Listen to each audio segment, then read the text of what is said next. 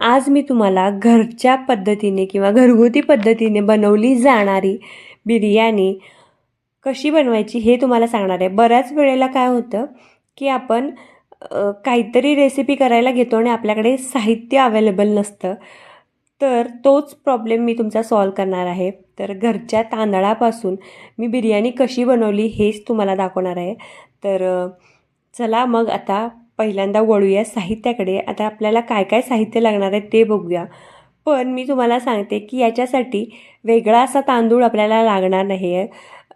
घरचा जो जुना तांदूळ असेल, जो सुटसुटीत होतो भात, तर त्याच तांदळापासून आपण आज बिर्याणी बनवणार आहोत. खूप सुंदर होते. तर इकडे बघा, मी पातेल्यात पाणी गरम करायला ठेवलं आहे. त्याच्यात थोडंसं मीठ टाकलं आहे, लिंबू टाकलेत आणि खडे मसाले टाकलेत. त्यानंतर इकडे मी मोठा बाऊल म्हणजे किलोच्या प्रमाणे म्हणाल तर 1 किलो मी तांदूळ घेतला इथे. तर 1 किलोला 1 किलो चिकन असं प्रमाण घेतलं आहे. तांदूळ मस्तपैकी स्वच्छ धुवून ठेवला आहे मी एक 5 मिनिटं आधी. त्यानंतर पाणी गरम झाल्यावरती आपल्याला त्याच्यात तांदूळ टाकून घ्यायचं आहे. पाणी गरम झाल्यावरतीच टाकायचं आहे आणि तांदूळ आपल्याला जास्त वेळ भिजवून ठेवायचा नाही, कारण भिजवून ठेवल्यावरती लगेचच मऊ होतो आणि लगेचच शिजतो. त्यामुळे आपल्याला हळूवार पद्धतीने म्हणजे शिजवायचं आहे. कारण अचानक जर लवकर शिजला ना तांदूळ तर मग एकदम मऊ पडतो. त्याच्यामुळे ना तांदूळ बिर्याणीचा कधी पण जास्त वेळ भिजवून ठेवायचा नाही. 5 मिनिटे आधी भिजवून ठेवायचा. कंपल्सरी त्याच्यात लिंबू आपल्याला टाकायचा आहे. तर इथे 1 लिंबूचा वापर केला आहे बघा मी. छोटे छोटे स्लाईस असे गोल करून टाकलेत. खडे मसाले तुमच्या पद्धतीने टाका, आवडत असतील ते. त्यानंतर मी इथे मीठ टाकलं आहे.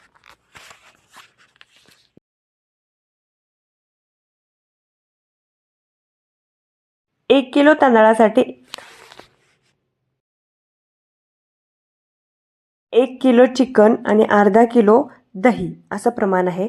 त्यानंतर इथे मी 4 चमचे लाल तिखट टाकले, 2 चमचे हळद घालते इथे, 2 चमचे धने जिरे पूड, त्यानंतर मिक्स करून घ्यायचं व्यवस्थित. सगळा मसाला एकजीव झाला पाहिजेत. मीठ चवीनुसार घालायचं. दही इथे लक्षात ठेवा, दही आपल्याला जास्त वापरायचं आहे. त्यामुळे जाड असलेलं फ्रेश दही, असं पातळ पातळ नाही पाहिजे, तर जाड असतं दही, तर ते जाडवालं दही पाहिजे आहे. त्यानंतर सगळा मसाला व्यवस्थित लावून घ्यायचा. बिर्याणी ही लगेचच होणारी रेसिपी नाही आहे, त्यामुळे घाई गडबड करायची नाही.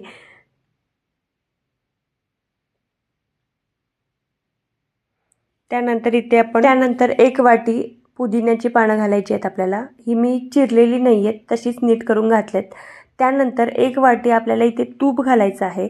मॅरिनेशन करताना कधीही तूप घालायचं, म्हणजे त्या मॅरिनेशन करताना तुपाचा जो फ्लेवर असतो तर तो त्याच्यात उतरला जातो. त्यानंतर आता फोडणीची तयारी करूया. 1 ते अर्धा तास आपल्याला मॅरिनेशनला ठेवायचं आहे. त्यानंतर उभा चिरलेला कांदा, भरपूर तेल वापरायचं आहे आपल्याला. त्यानंतर उभा चिरलेला टोमॅटो. इथे मी कांदे 4 ते 5 कांदे घेतलेत मोठे. त्यानंतर 4 ते 5 टोमॅटो, जेवढे टोमॅटो तेवढेच कांदे वापरलेले आहेत. त्यानंतर तमालपत्र. त्यानंतर 1 वाटी इथे आपल्याला फ्राय केलेला कांदा घालायचा आहे. त्यानंतर कोथिंबीर, 1 चमचा हळद घालते मी इथे. लाल तिखट याच्यासाठी वापरते आहे कारण आपण मॅरिनेशनला पण लावलं आहे, पण जो एक तिखटपणा किंवा लाल रंग येण्यासाठी मी इथे काश्मीरी लाल तिखट वापरते 1 चमचा. तर हे सगळं व्यवस्थित फोडणी एकजीव झाली पाहिजेत किंवा कांदा टोमॅटो हे सगळं भाजलं गेलं पाहिजेत. त्याच्यानंतर आता 1 तास झालेला आहे आपला मॅरिनेशन करून. त्यानंतर या फोडणीमध्ये आपल्याला चिकन टाकून घ्यायचं आहे.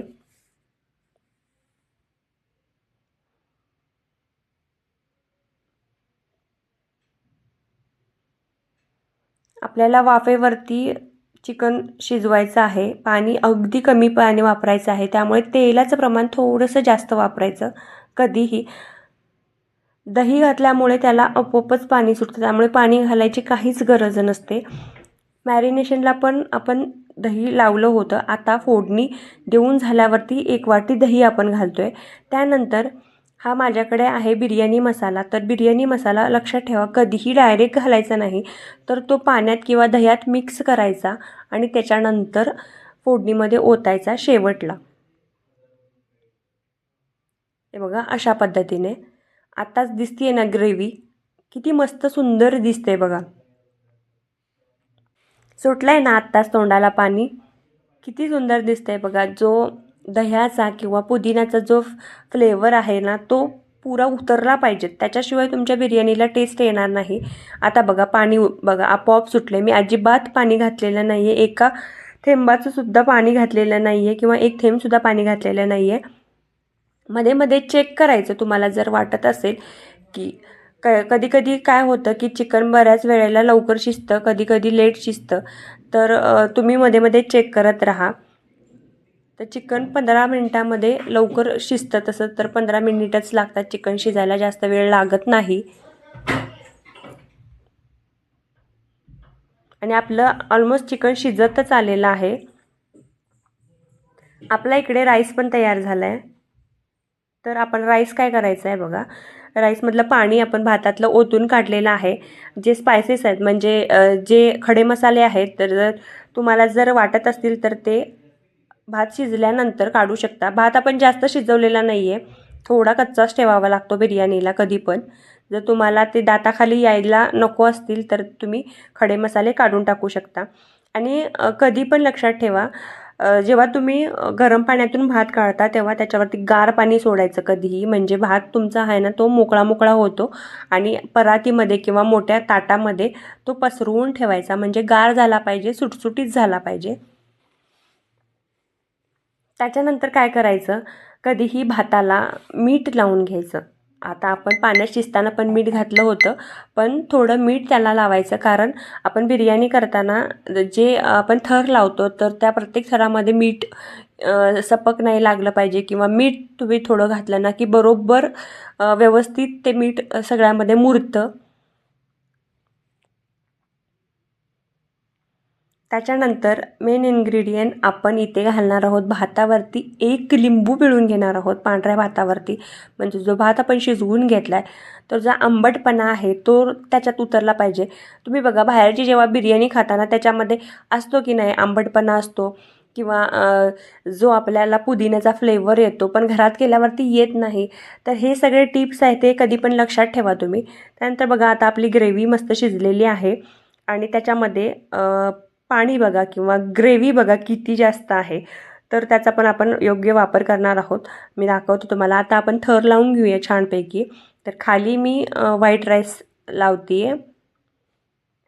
आता आपण जो लिंबू पिळला आहे आणि मीठ लावलं आहे त्याच्यामुळे इतका छान फ्लेवर येणार आहे. तुम्ही करून बघा. या टिप्स कधी पण लक्षात ठेवा, कारण मी भरपूर वेळेस ट्राय केल्यानंतरच तुम्हाला ही रेसिपी दाखवते आहे एकदम परफेक्ट झाल्यावरती. तर आता आपण ग्रेव्ही चिकन लावून घेऊया. चिकनचा दुसरा थर आपण लावतो इथे. इथे कधी पण लक्षात ठेवा दही आपल्याला जास्त लागणार आहे, पुदिना जास्त लागणार आहे, कोथिंबीर जास्त लागणार आहे बिर्याणीमध्ये.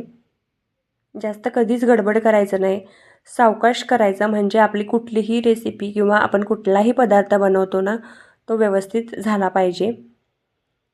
तर ग्रेव्ही जास्त का बनवायची, कारण बिर्याणी सपक सपक किंवा सुकी सुकी नाही लागली पाहिजे, त्याच्यासाठी ग्रेव्ही जास्त बनवायची. काही लोकांना ग्रेव्ही जास्त आवडते, तर त्याच्यासाठी आम्हाला जास्त ग्रेव्ही आवडते, त्यामुळे मी जास्त ग्रेव्ही बनवली आहे. त्यानंतर सेकंड थर मी बनवते आहे. वरती सुका राईस घालून घेते मी. शक्य होतील तितके आपण थर लावणार आहोत.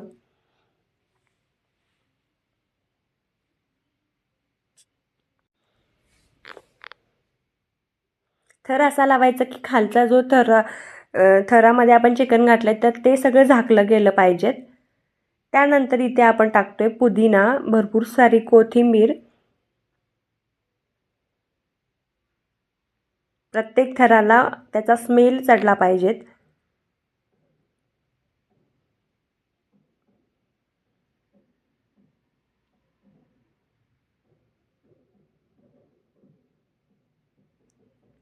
त्यानंतर आता आपण परत एकदा चिकनचा थर लावणार आहोत.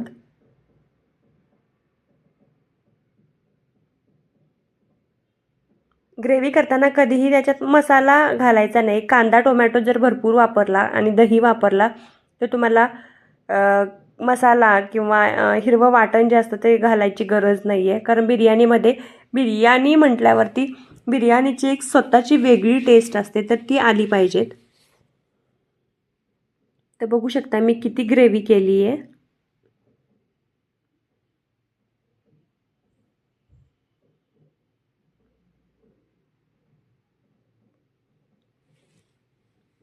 आता वरती आपण पांढऱ्या भाताचा थर लावणार आहोत.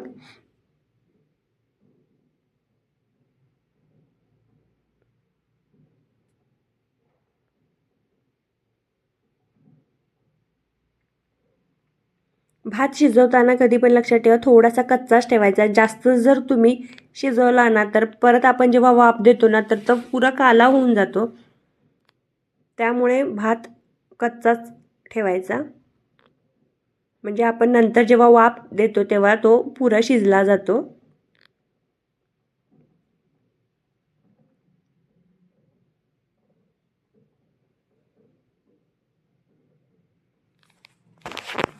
हा आपला शेवटचा थर आहे. आता भरपूर सारी आपण कोथिंबीर आणि पुदिना घालणार आहोत त्याच्यावरती.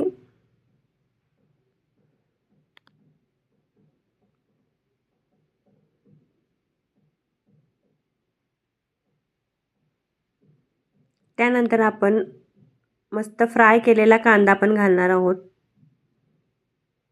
कारण फ्राय केलेल्या कांद्याशिवाय बिर्याणी वाटतच नाही कधीही.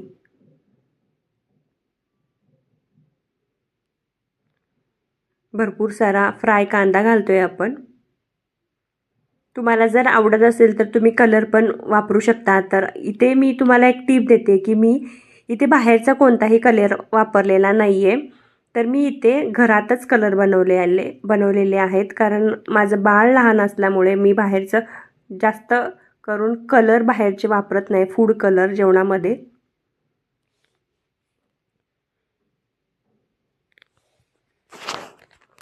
त्यामुळे मी इथे 2 कलर वापरलेले आहेत, एक ऑरेंज कलर आणि एक ग्रीन कलर. तर तुम्ही म्हणत असाल की ऑरेंज कलर तू कसा बनवला, तर मी ऑरेंज कलर गाजराचा रस बनवला होता. तर तो ऑरेंज कलर हेल्दी पण होईल. आणि ग्रीन कलर बनवला होता, पुदिन्याचा मी ज्यूस काढला होता, तर तो ग्रीन कलर. असे करून मी 2 कलर यूज केलेले आहेत इथे. तर तुम्हाला हवा असेल तर तुम्ही फूड कलर यूज करू शकता. त्यानंतर मस्तपैकी फॉईल पेपरने आपण याला कव्हर करणार आहोत. फॉईल पेपर नसेल तर झाकण किंवा प्लेट ठेवली तरी चालेल, आणि साईडून चपातीचं पीठ लावून त्याला पॅक केलं तरी चालेल. आता माझ्याकडे पेपर अवेलेबल होता त्याच्यामुळे मी फॉईल पेपर लावते इथे. असं पॅक करायचं की तिथं बाजून कुठूनही वाफ नाही गेली पाहिजेत, आतमध्येच वाफ राहिली पाहिजेत. आणि भात थोडाफार जो कच्चा असतो तर तो वाफेवरती शिजून आला पाहिजेत, म्हणजे फुलून आला पाहिजेत. आता आपण याला काय करणार आहोत, तवा ठेवणार आहोत गॅसवर एक 10 मिनटं, आणि त्याच्यावरती भांडं पातेलं ठेवायचं आहे.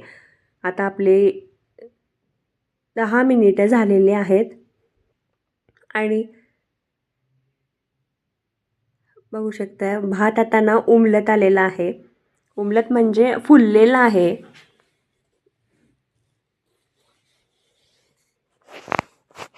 आता कलर बघू शकता तुम्ही, मी घरी जे बनवले होते ते कलर.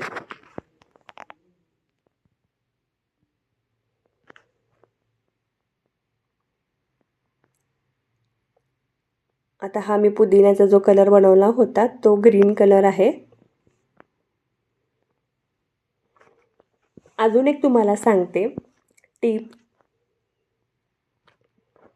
तुमच्याकडे जर बिर्याणीला दम देण्यासाठी कोळसा नसेल, कारण मोस्टली आपल्याला एवढंच माहिती आहे की कोळशावरती तूप टाकून आपण दम देतो, तर मी तुम्हाला आज एक नवीन आयडिया सांगते. तर जेव्हा भात आपण बिर्याणी झाल्यानंतर वाफवायला ठेवतो तेव्हा एका वाटीत काय करायचं, तूप घ्यायचं, मध्ये थोडासा जागा करायचा आणि ती वाटी त्याच्यावरती ठेवून द्यायची आणि पॅक करून टाकायचा प्लेट ठेवून किंवा फॉईल पेपरने. आणि एक 5 ते 7 मिनिटे तसंच पॅक करून ठेवल्यानंतर आपोआप जेव्हा ती वाफेवरती तूप जेव्हा गरम होतं तेव्हा ती वाफ सगळी त्याच्यात उतरून तो तुपाचा जो स्मेल असतो तर तो सगळा बिर्याणीला लागतो. हे बघू शकताय. आता माझ्याकडे थोडंसं घट्ट झालेलं हे तूप होतं तर मी असं ठेवलं त्याला आणि त्यानंतर पॅक करून टाकलं. जसा तुम्ही कोळशाने त्याला दम देता सेम तसाच दम त्याला उतरतो. कधीतरी तुम्ही ट्राय करून बघा, म्हणजे तुम्हाला कोळसा हवाच आहे असं तुम्हाला गरज वाटणार नाही. तुम्ही अशीही दम देऊ शकता भाताला किंवा बिर्याणीला. आता 5 ते 7 मिनिटं झालेत आणि आता आपण बिर्याणी ओपन करूया.